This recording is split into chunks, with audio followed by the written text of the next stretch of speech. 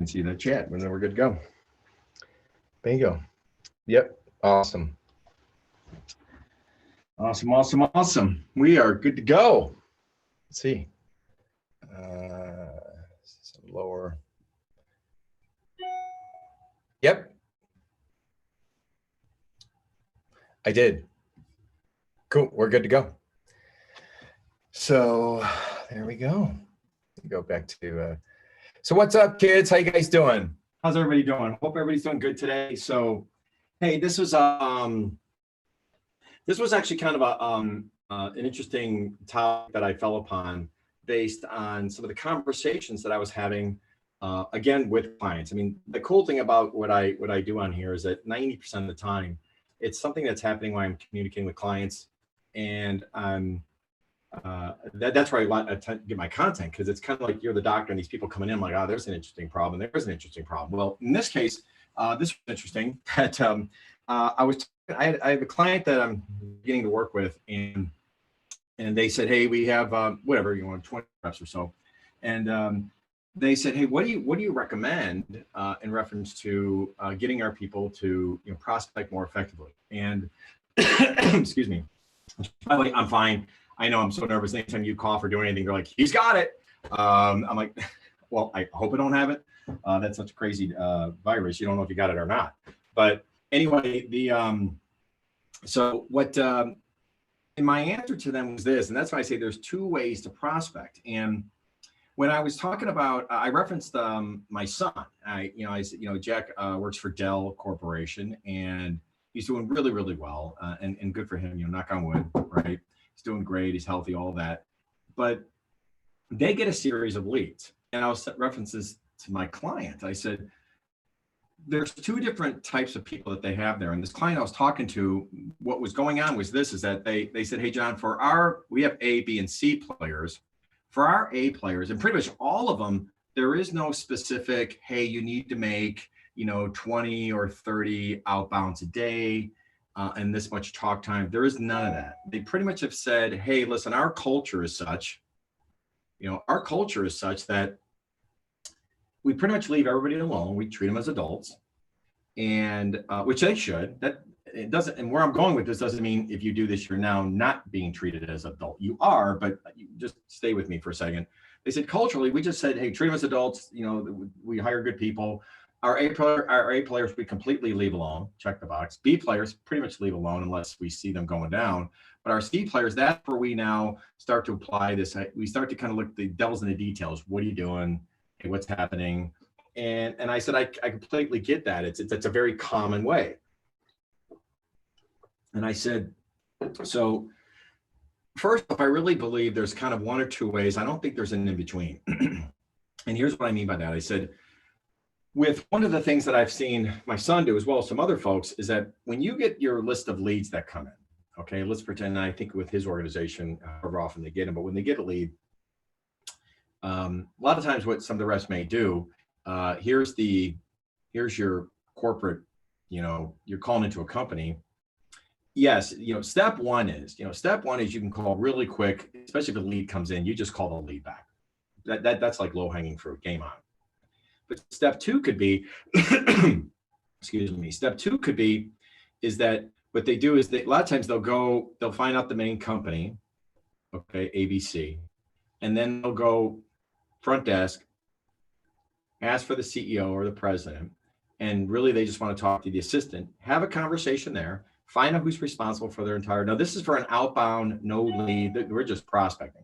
So what they're doing is they're going, hey, let me go top-down approach. Long story short, lean it out. Top-down approach. They start here, top-down. Usually they're talking to the assistant, finding out, he or she is pretty much giving the lay of the land of who does what, and then they're hopefully getting transferred, which is a little bit hard to get transferred now sometimes with COVID-19 going on, but they're getting the names and the information. If they can, they're going to try to send an email to this person to get him or her to forward it on, because chances are they'll open it up when it's coming from them. But then they continue this process of top-down.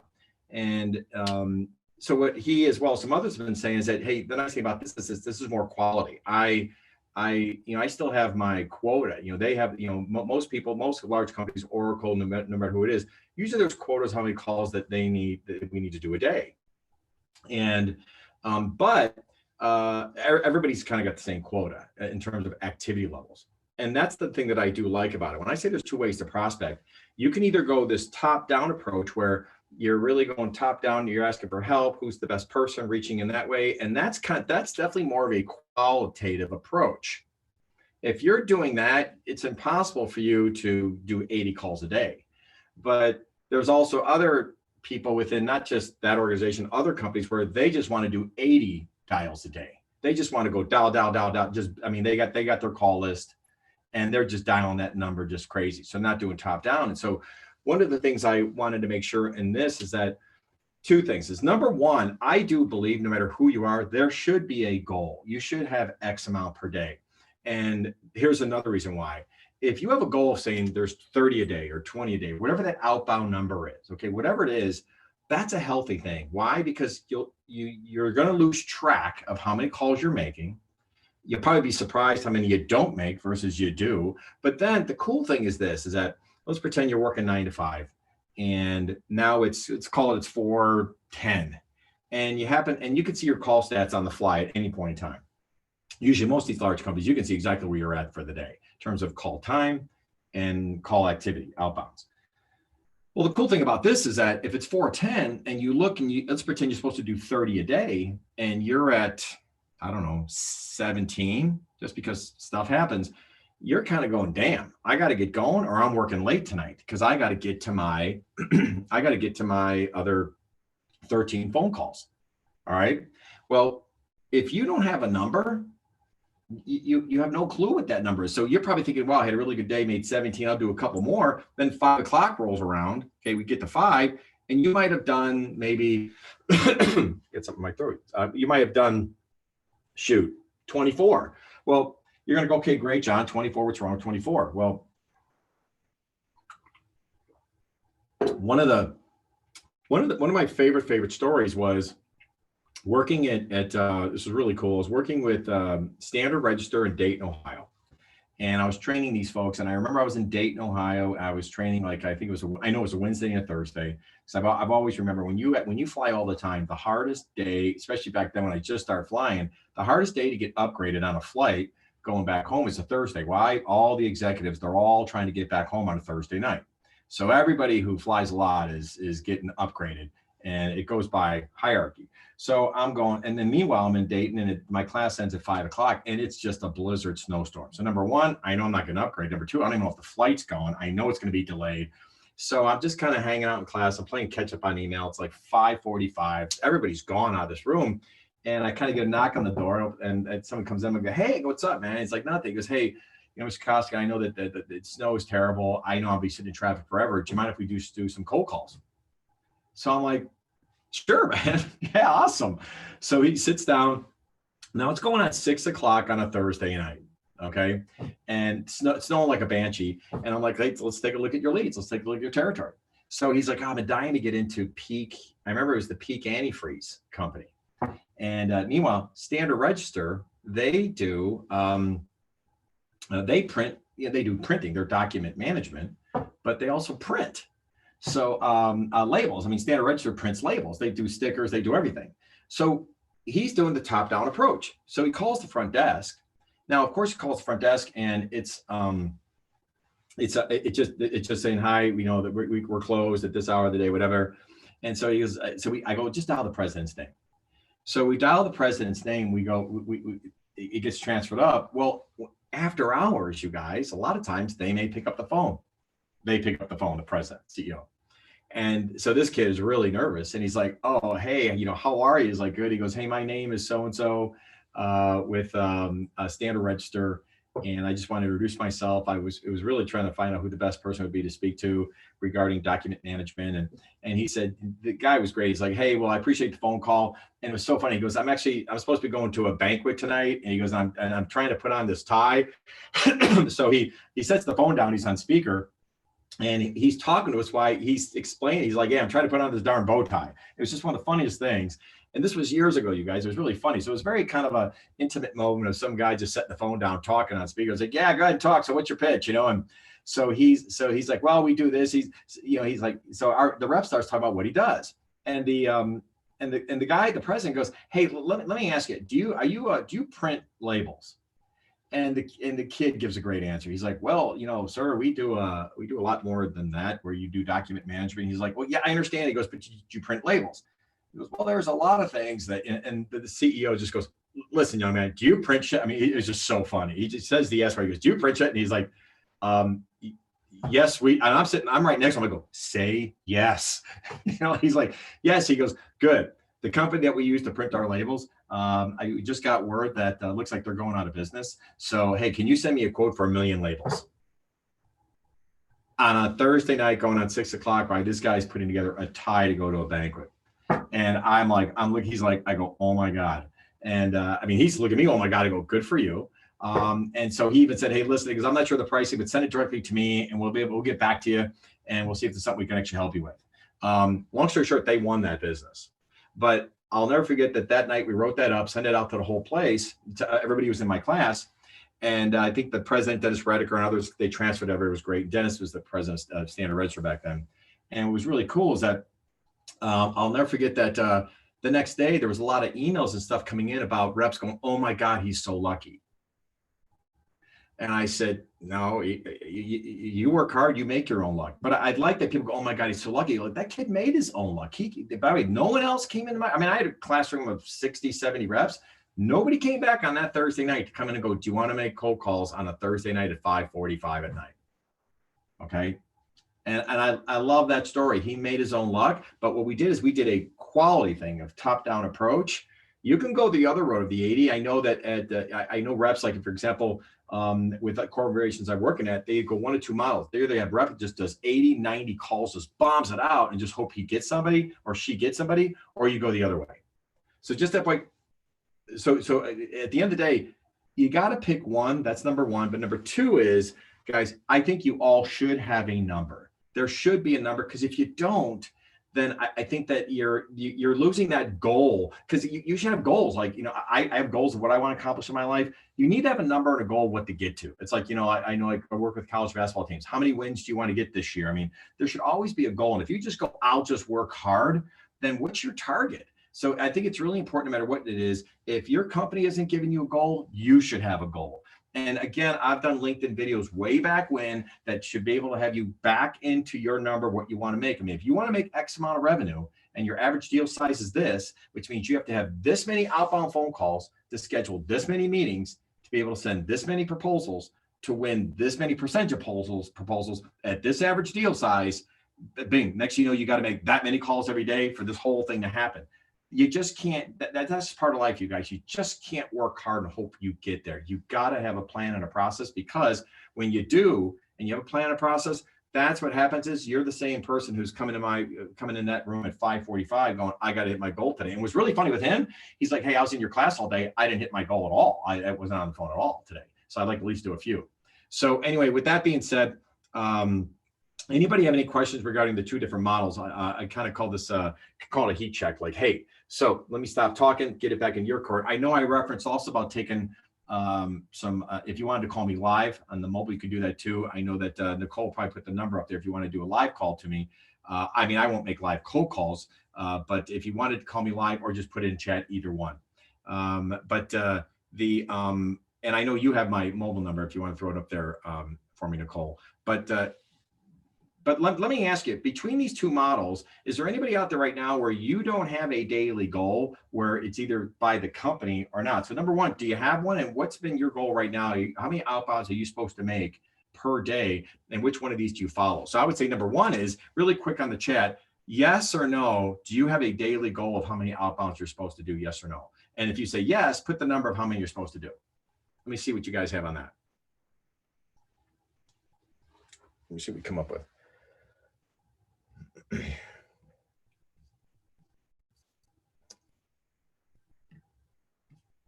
Wait a sec, see what we come up with.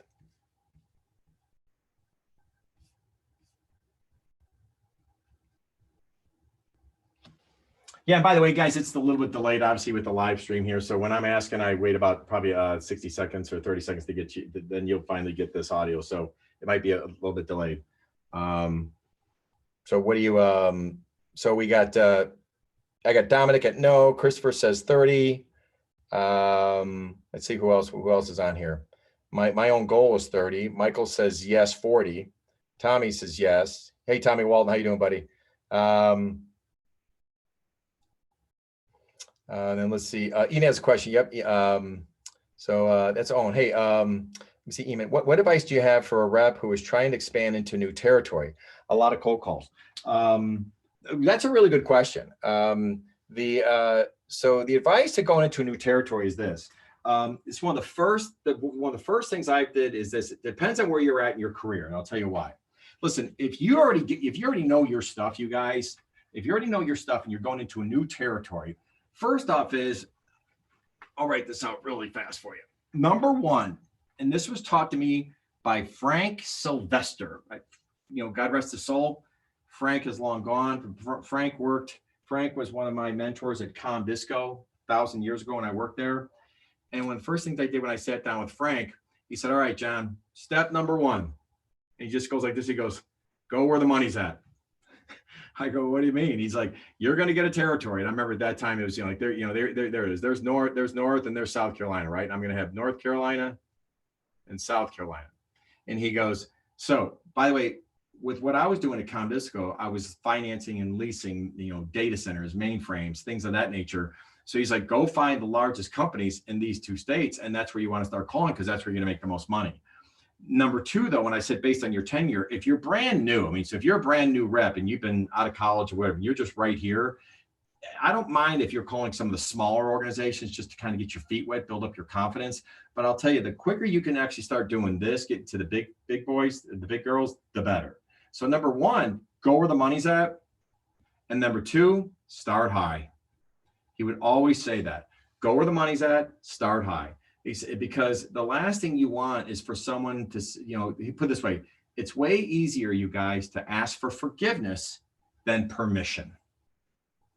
So what that means is, if you're going into an organization and here's our CIO, or in our world, it was always the CIO that we saw, or we saw the CFO, because we were doing financing. We were financing technology. So we had to talk to both of them. Okay. Well, then if this is our target, the person behind that might be T-1.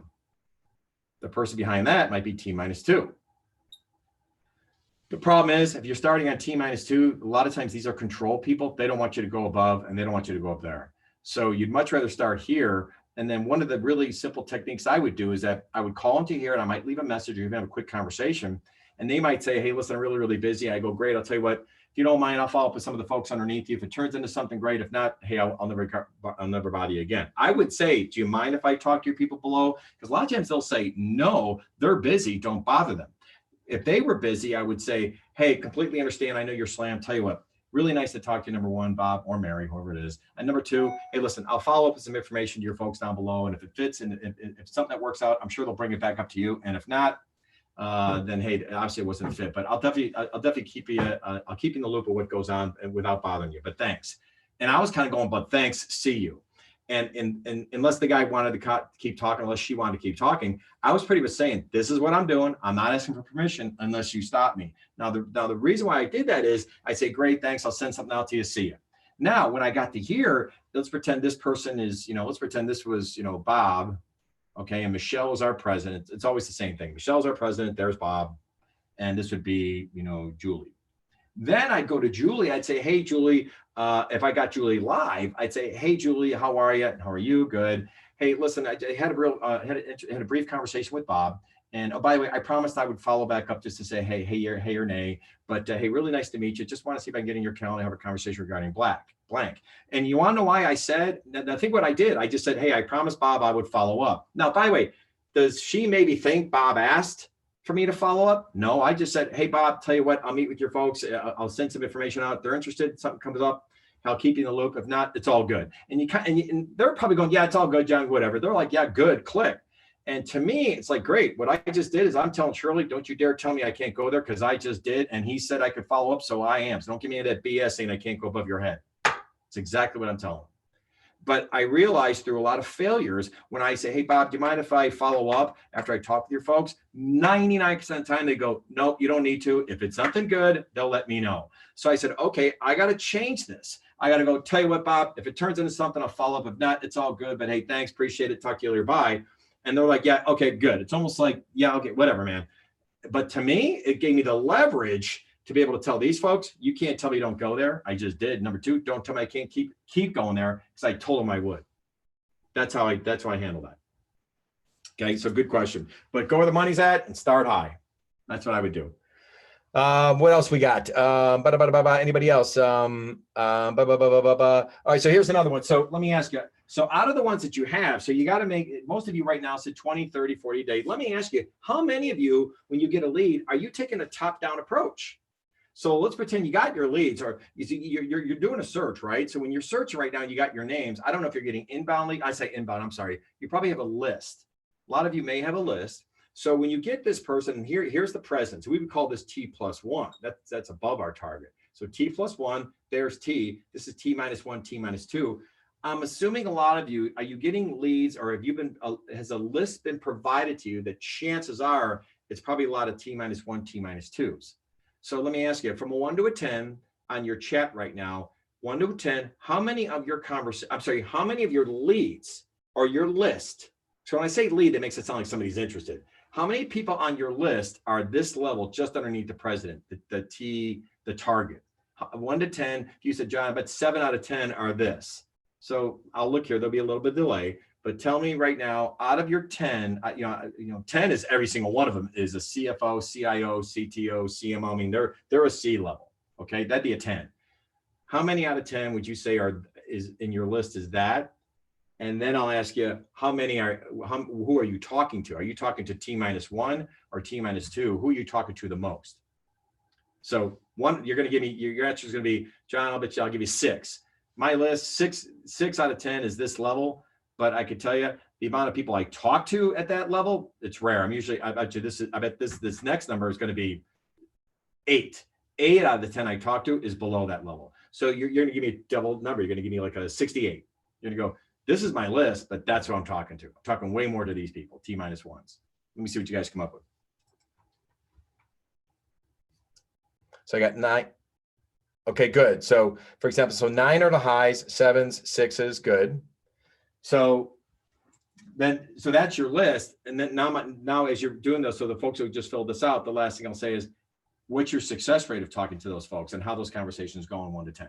And that's really what this is about, is that if you're not going high level, that's what this whole segment is about, is number 1, just make sure you go where the money's at. Number 2, start high so you don't get pigeonholed at a low level. That's what I would do. And then based on the number you gave me, just make sure that right now that if your list isn't this, so if you're getting a list and it's a lot of these people down here, make sure you do that top-down approach, or else you're going to get stuck down here. Listen, there's nothing wrong with doing your homework down here. Just make sure that if you do this one thing first, then these folks could never tell you you can't go. I mean, they could tell you, they might go, hey, listen, you don't need to call Bob anymore. I got this covered. You go, okay, great. But I get to go, hey, no problem. I just want to let you know, I reached out to them. I said I would follow up. They go, no, I'll follow up. I go, okay, great, you can follow up. But I don't trust them to follow up as well as I would follow up. That's for sure. So let me see what else we got and see if there's any other questions, and we'll make it short and call it a day. Let's see. 7 out of 10 CVO, Tommy, pretty good. 6, I got the 9 and the 6 with Dominic. Michael, 6, 8, good. Perfect. So good, guys, good answers, good answers. So let me see any others. Any other questions? One last, and I'll take the last question, or if anybody wanted to call me, I know we threw the number in there. If the phone rings, I'll grab it. But other than that, if you want to talk live, you could. But that's just really it, guys. Just choose one or the other. I say guys, but men and women. Choose one or the other if you can. And then from there, then you could decide which one works for you. If you want to just go quantity, nail it. If you want to go top down, to me, I'm all about top down. I don't want to waste time with people that I don't want to talk to them. It just takes a lot longer. It takes a lot longer for the sales process to finally get to a point where they close. One more question here and we'll go. Getting the leverage at the high level, good conversations, once getting the target, that's where I've gotten improved once the question comes in. Hang on. Is that a question or just a statement? Getting the leverage at the high level, good conversations, once getting the target, That's where I've got to improve. Oh, once the objection comes in. Yeah, I'm not sure if that's a question or not, Dominic, but getting the leverage at the high level, good conversations, once getting the target. Oh, it's just a statement. That's where I've got to improve. Okay, Michael, any advice on how to upsell to current customers during COVID? Yeah, I'll give you a quick one here and then I'll let you go. This is great. I call it a 4-step process, Michael. You'll like this. 4-step process of how to upsell. Okay, real simple is this. And chances are, Michael, you might be, hey, Michael, let me ask you, are you trying to upsell and possibly you might be upselling products and services into a different division of the company? Let's pretend you are, and I'll look for I'll hear in my ear right now if you say yes or no, and Nicole will actually tell me.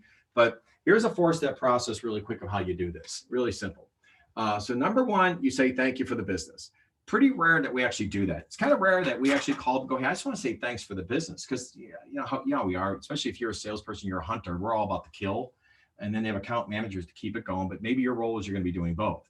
But this is kind of really simple 4-step process. So number one is thank them for the business. Number two, love this, ask from a 1 to a 10, how are we doing? And I tell them, try not to give me a 7. Now, I used to say you can't give me a 10 because 10's an easy cop out as well. But I go, hey, 1 to 10, and try not to give me a 7 if you can't, just because to me, it's an easy answer. And because you give me a 6, that means, oh, we got some work to do because that's close to 5. But if you give me an 8, then hey, that thing's going pretty good. So, and I kind of make it a little harder on them to choose. So that's the second one. Third one is this, thank you, 1 to 10. And then what's that? Oh, competition. So one of the things that you want to do, you want to eliminate your competition. So the third step here is I'd say, hey, listen, let's pretend the person you're talking to is Julie. So you go, hey, Julie, number one, I want to thank you for the business. And we really appreciate it. You're very sincere and empathetic, especially during COVID-19. Then you go number two, hey, let me ask you, based on everything that's how things are going, hey, 1 to 10, is there anything we might be able to do better for you? If it's with proactive, I know most customers, they love proactive ideas they haven't thought of yet, but my advice is just 1 to 10. How do you think we're doing? And just shut up, see what they say. If they give you a number, you go, awesome, thank you. Can I ask you where, and if they say 6, then you go, great, what can we do better? If they go 8, you go, awesome, is there one thing you think we might be able to do? They take it to a 9. And just listen and see if they come up with things. The third thing is competition. You might say, hey, I'm going to ask you for a favor here in a second, but listen, I know one of the things I'm trying to do is to, if I can, try to eliminate the competition. Listen, I say this, I go, Julie, I can't stop your phone from ringing. I can't stop the emails from coming in from my competition, but maybe I could stop you from picking up the phone. And so my job is if I can keep you close to an 8 to a 10 always, then I'll make it harder for you to grab that phone number. That's another reason why I'm calling. And I'm blatant about it. I say that, and I plant that seed that I don't want to lose your business. And then the fourth thing I do, I either do referrals or I do upsell, cross-sell. I should do that, cross-sell with an X, cross-sell. And so what I do on that is I'll say, hey, do you know of anybody else within your organization who you feel might be able to receive some of the same benefits that you're currently getting? Like, for example, Standard Register is like printing services. I mean, my God, I mean, everybody in the company is printing stuff, right? Between marketing and sales and you name it, accounting. So there may be an opportunity for you to, if you were doing something like that, you could do that throughout the entire organization, enterprise agreements, whatever you want to do. But I would say that, or I would say, hey, let me ask you, based on the current products you have right now, and how you've ranked this. So yeah, because if you said 4, then I might have a hard time asking you about additional things. And then all you do on this one, Michael, now you go, hey, do you mind if I ask you a couple of questions around blank? See, if you're selling product X and you want to sell product A now, and they're already paying you for product X, then do this process, do 1, 2, 3. And then when you get to here and you want to sell this, all you got to do right now is you got to ask questions, have 3 great questions about that product. Meaning, what's this product do, the value it brings? So, for example, my world, let's pretend I had a client paying me for me to fly out and do on-site training. Then my upsell would be, I would do thank you, 1 to 10. How are we doing? What was the surveys come back? The things I can work on in the class, more exercises, what have you. I definitely focus on this right here. And then I might go, hey, listen, I know there's a lot of training companies out there. My job is hopefully, hey, listen, I mean, there's a lot of good ones out there. My job is I can't stop them from calling. Maybe I can stop you from picking up the phone call. And that's what I'm trying to do, just like what you would do with your clients. Hey, but let me ask you, how do you guys currently feel about just virtual training or online training? What are your thoughts on that? See, me, that's asking a question about something I'd want to sell. So to me, it's all about great questions about other products and services you have with that person. But if that person doesn't want to, if that person isn't the right person, meaning if you want to go to a different organization, then you try to get some names where they can send an email over. They'll send an email, copy you, introduce you, and you take it from there. So to me, the upsell is how do I take somebody what they're currently doing, give them to buy more. The cross sell is, hey, how do I get them to either across the organization or buy additional products or services? Either way, I know both those terms are relatively confusing. I was getting bass backwards, but to me, the upsell is how do I take this and get you to buy more of it? The cross sell is either how can I get you to buy different products from me across the entire organization? Either way, however you want to remember your brain, just remember this is a really, really good process to be able to sell a lot more throughout the whole organization or just that one person. So I hope that helps. So anyway, hey, thanks everybody. I really, really appreciate it. I know we covered a couple topics today. So we covered actually top 2 ways to prospect. Also covered, hey, make sure you have a goal each day and you want to be able to write it down, look at it every single day, put it on your mirror at home. When you go to bed, when you wake up in the morning, go, did I hit that number? Okay. And the third thing is, if you want to do this, follow this process, you can't lose. It's really cool. So who doesn't want to be thanked for doing business? I mean, it's a great way to start it. So other than that, go get them, everybody. Happy selling, and we'll see you soon. See ya.